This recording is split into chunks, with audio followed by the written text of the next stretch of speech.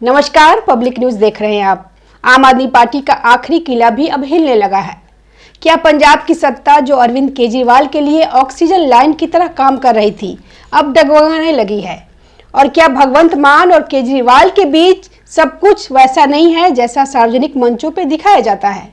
इन दिनों राजनीतिक गलियारों में सबसे बड़ी चर्चा यही है कि अरविंद केजरीवाल अपनी राजनीतिक जमीन बचाने की अंतिम कोशिश कर रहे हैं। दिल्ली में पार्टी पहले ही बड़े झटकों का सामना कर चुकी है। संगठन बिखराव की स्थिति में है। कई नेता या तो निष्क्रिय हैं या दूरी बना चुके हैं। गुजरात में उम्मीद के मुताबिक विस्तार नहीं हो पाया।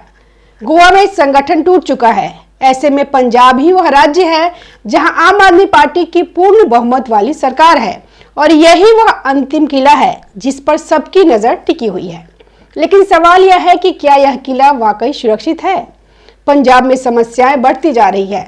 एंटी इनकम्बेंसी की चर्चा खुलकर होने लगी है। कानून व्यवस्था से लेकर वित्तीय हालात तक विपक्ष लगातार सरकार को घेर रहा है। कांग्रेस सुपर एक्टिव मोड में दिखाई दे रही है। भाजपा भी अपनी रणनीति पर काम कर रही है।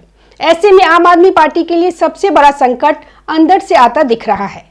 वह भले ही मनीष सिसोदिया को पंजाब में छोड़कर आए हैं, सत्येंद्र जैन वहीं डेरा डाले हुए हैं और अरविंद केजरीवाल ज्यादातर समय पंजाब में गुजारते हैं, चुनाव प्रचार में नहीं बल्कि पंजाब के अपने शीश महल में।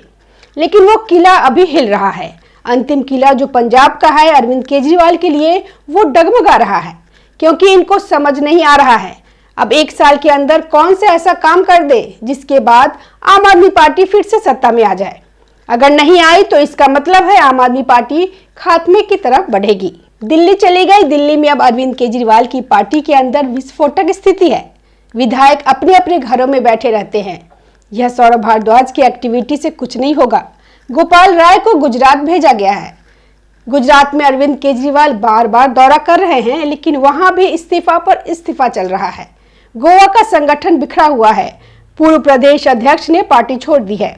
तो अब पंजाब बचा है जहां से केजरीवाल को कुछ सरकारी सुविधाओं का उपयोग मिलता है। अरविंद केजरीवाल और उनके इर्द गिर्द के लोग जो पंजाब की सरकारों में कई पदों पर बैठे हुए हैं, लाख, 2 लाख, 2.5 लाख की सैलरी ले रहे हैं, वह भी खत्म हो जाएगा तो वह भी अपना रास्ता तलाश लेगा। इसलिए केजरीवाल इन दिनों पंजाब पे नजर गड़ाए हुए हैं। और सबसे बड़ा सवाल, क्या भगवंत मान और केजरीवाल के बीच सब ठीक है? सूत्रों के हवाले से लगातार ऐसी चर्चाएं सामने आ रही है कि नेतृत्व परिवर्तन पर अंदर खाने विचार हुआ है। हालांकि सार्वजनिक तौर पे इसे नकार दिया गया, लेकिन राजनीतिक हलकों में यह चर्चा तेज रही कि अगर एंटी इनकम्बेंसी का असर बढ़ा तो चेहरा बदलने का विकल्प खुला रह गया। उसको इस बीच लगा कि भगवंत मान इस्तीफा देने के लिए तैयार तो नहीं है।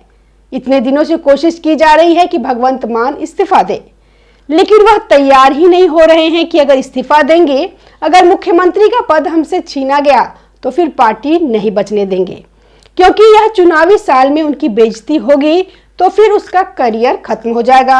और भगवंत मान को भी लगने लगा है कि चुनाव जीत तो पाएंगे नहीं, तो अगर इस बीच 1 साल का फायदा मिल जाए वो बहुत है। अगर पहले ही हटा दिए गए तो फिर 1 साल के बीच हम न घर के रहेंगे न घाट के रहेंगे। ऐसी स्थिति पैदा हो जाएगी। इसलिए भगवंत मान इन दिनों इस्तीफा ना देने की शर्त पर अड़े हुए हैं, लेकिन दिखाना है कि नहीं, एंटी इनकम्बेंसी भगवंत मान के खिलाफ है, आम आदमी पार्टी के खिलाफ नहीं है। लोग भगवंत मान से नाराज हो सकते हैं, अरविंद केजरीवाल की आम आदमी पार्टी से नहीं। जो स्थिति अभी बनी है उसमें अब पावर शेयरिंग फार्मूला लेकर आया है। भगवंत मान चीफ मिनिस्टर बने रहेंगे, लेकिन उनका पावर सीज कर लिया जाएगा। उनके पास ताकत तो पहले भी नहीं थी, वो केजरीवाल की कठपुतली ही थे, लेकिन फिर भी चीफ मिनिस्टर होने का वो कुछ ना कुछ फायदा उठाते रहते थे। वह भी छिनने वाला है, क्योंकि अरविंद केजरीवाल ने सोचा कि अभी तो चीफ मिनिस्टर हैं, लेकिन अगर इनके हाथ 2 डिप्टी चीफ मिनिस्टर जोड़ दे तो सोशल इंजीनियरिंग वहां पर सध सकता है। इसमें एक दलित चीफ मिनिस्टर होना चाहिए और उसके लिए हरपाल सिंह चीमा का नाम चल रहा है। दलित डिप्टी चीफ मिनिस्टर होना चाहिए और एक महिला को भी रख लेते हैं। अपर कास्ट भी हो, महिला जरूरी है, क्योंकि महिलाओं का वोट तो अपने साथ रखना है। इन दिनों केजरीवाल को लगने लगा है कि बिहार के चुनाव में महिलाओं की बड़ी भूमिका थी। 10,000 वाली स्कीम नीतीश कुमार के लिए वरदान साबित हुई है और जो लाडली बहन योजना के कारण मध्य प्रदेश में हो या फिर महाराष्ट्र में हो या फिर झारखंड में हेमंत सोरेन ने महिलाओं को जो पैसे दिए और आजकल ममता बनर्जी जो कर रही हैं, 1000 से 1500 कर दो, 1500 से 5000 कर दो, यह महिलाओं को लुभाने की कोशिश ये अरविंद केजरीवाल भी कर रहे हैं और सोशल वेलफेयर मिनिस्ट्री के माध्यम से यह महिलाओं के खाते में पैसे देने की घोषणा भी कर चुके हैं।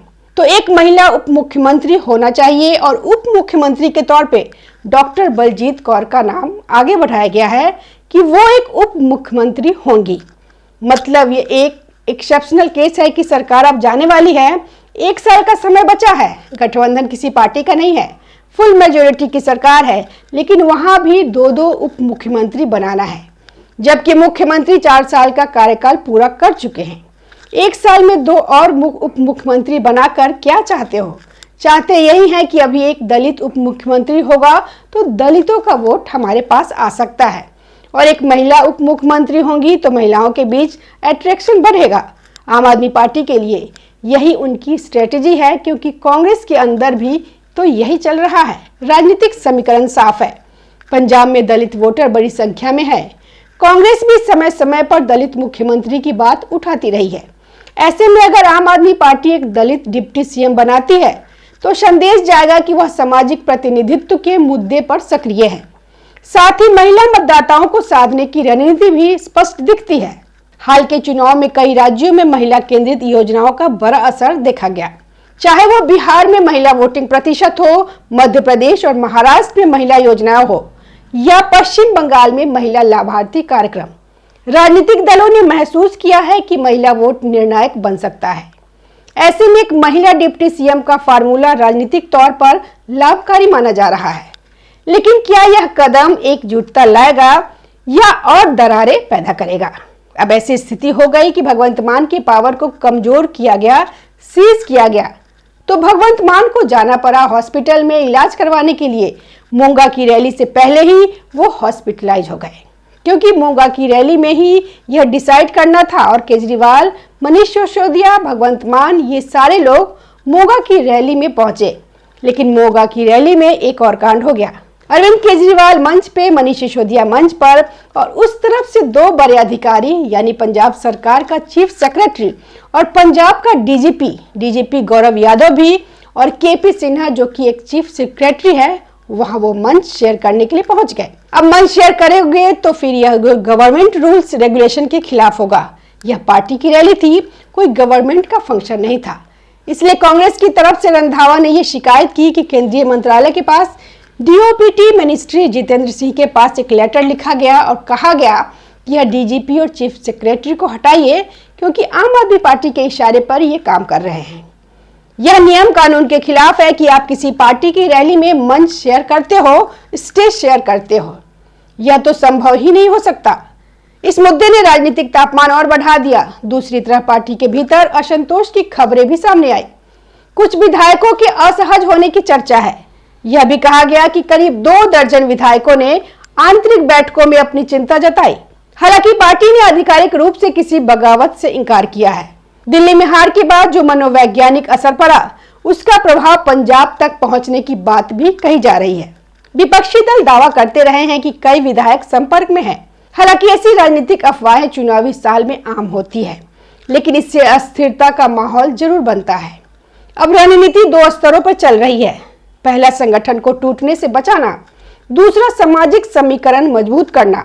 अगर अगले 1 साल में सरकार कुछ बड़े फैसले या योजनाओं लागू करती है तो एंटी इनकम्बेंसी का असर कम किया जा सकता है।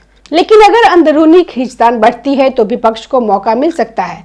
राजनीति में आखिरी साल सबसे कठिन होता है। हर विधायक अपनी सीट को लेकर सतर्क हो जाता है।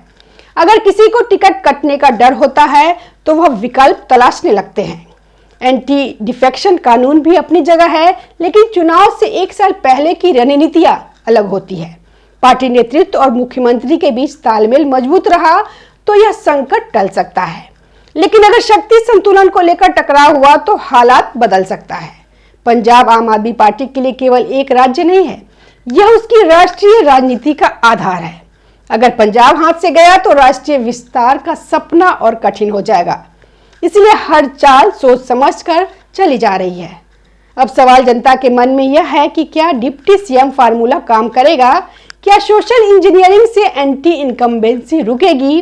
क्या भगवंत मान और केजरीवाल की जोड़ी 2027 तक एकजुट रहेगी? और क्या विपक्ष इस अवसर को भुना पाएगा? आने वाले महीनों में स्पष्ट हो जाएगा कि यह अंतिम किला मजबूत है या केवल बाहर से मजबूत दिख रहा है। राजनीति में अस्थायी कुछ भी नहीं होता। जो आज सत्ता में है वह कल विपक्ष में हो सकता है, लेकिन एक बात तय है, पंजाब की राजनीति आने वाले समय में और दिलचस्प होने वाली है। धन्यवाद। अगर वीडियो पसंद आया हो तो लाइक करें, शेयर करें और चैनल को सब्सक्राइब जरूर करें। ताज़ा खबरों से जुड़े रहने के लिए हमारे चैनल को सब्सक्राइब करें और बेल आइकन को दबाना ना भूलें ताकि हर खबर की नोटिफिकेशन आपको मिलती रहे।